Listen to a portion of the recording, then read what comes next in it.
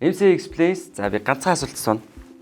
Тэгэхээр дэд станцын тухай хоёлаа ярьж тайлбарлана. За тэр дундаа одоо яг энэ бидний өдөр тутмын амьдрал дээр одоо энэ тог яаж, цахилгаан яаж бидэрт ирээд байна вэ гэдгийг маш энгийнээр тайлбарлал өгөөч ээ. Одоо манай Мянганы сорилтын сангийн цахилгааны инженер Дижитмаа.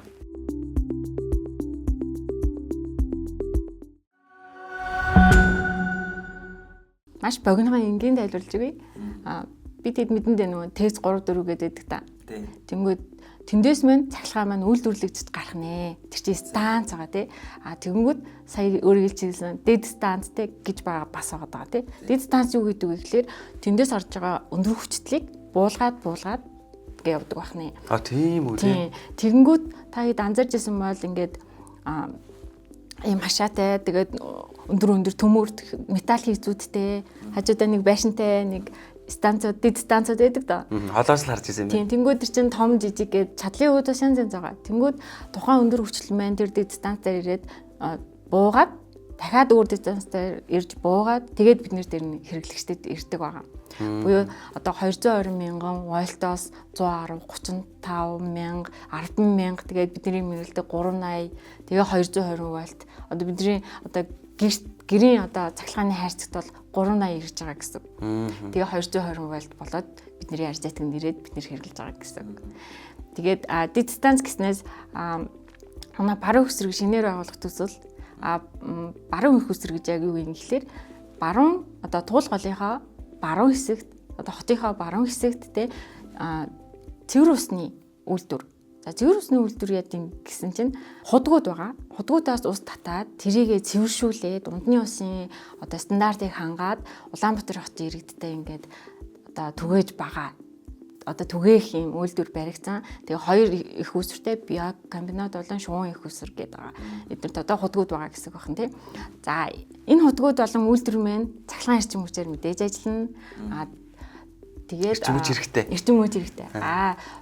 Төсөл эхлэхэд тухайн одоо үйлдвэр болон их үсвэрийн худгуудын орчинд цахилгааны дэгдэцүүд маань хомсдмал байсан учраас Монгол Улсын засгийн газрын одоо газраас санхүүжилт гаргаад эрчим хүчний яам 50 төгрөг гаргаад хоёр шинэ дэд станц Цэнгэг болон Хилэм дэд станц мөн 110 кВт-ийн 30 гаруй км шугам 35 кВт-ийн 50 гаруй км шугам тэгээд мөн хоёр дэд станцын өргөдлүүдийг ингэж хийж ийм бүтээн байгуулалтыг хийсэн байгаа. Вау тий. Ямарваа нэгэн үйл ажиллагаа явахад чинь тэр чинь цахилгаан тог цахилгаан эрчим хүч хэрэгтэй болоод байгаа тийм ээ. За тэгэхээр яг ийм цахилгааны инженер мэрэгжлийн үнэтэй ингээд уулзсан ялтамд тий. Тэгэхээр ингээд өдөр тутамдаа бидний гаргадаг түгээмэл одоо ахуудаа ч юм уу тий ажлын байран дээр ч юм уу гаргадаг алтаануудыг бидэрт гоё зөвлөмж болгож хэлж өгөөч. За ахууд одоо гэр орондоо л мөрдөж ажлын одоо амьдрал мөсөг шүү дээ. Тэнгүүд миний харснаар ерөөхдөө манайхан ер нь одоо урцгагч болон арзицгийнхаа чадлыг нь хэтрүүлээд гэдэг юм.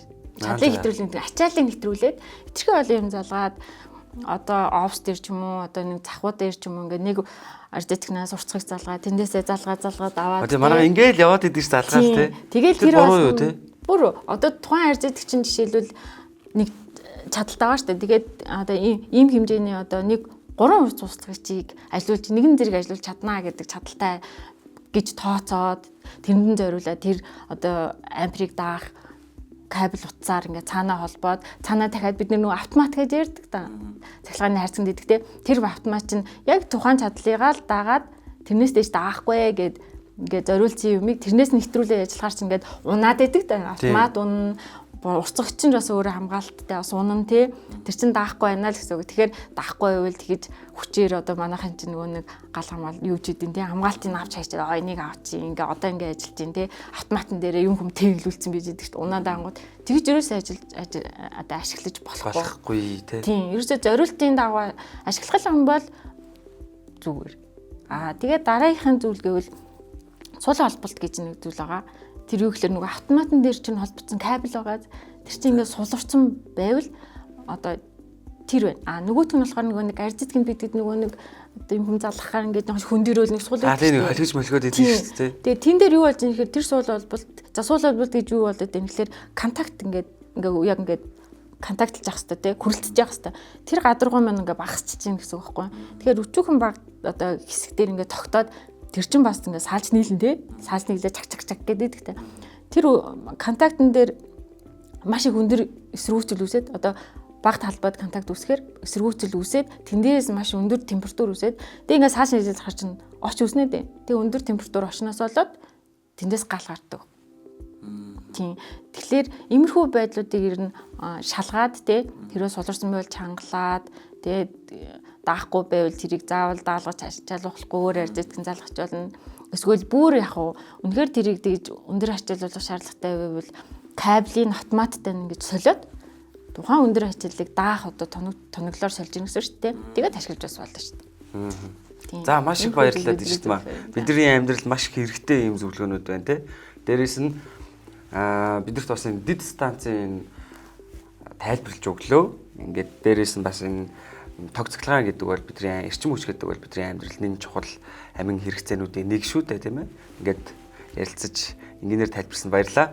Ингээд MCA Explains энэ удаагийн дугаараар манай сорилтын сангийн Дижидмаа оролцлоо. Дараагийн дугаараар уулзъя.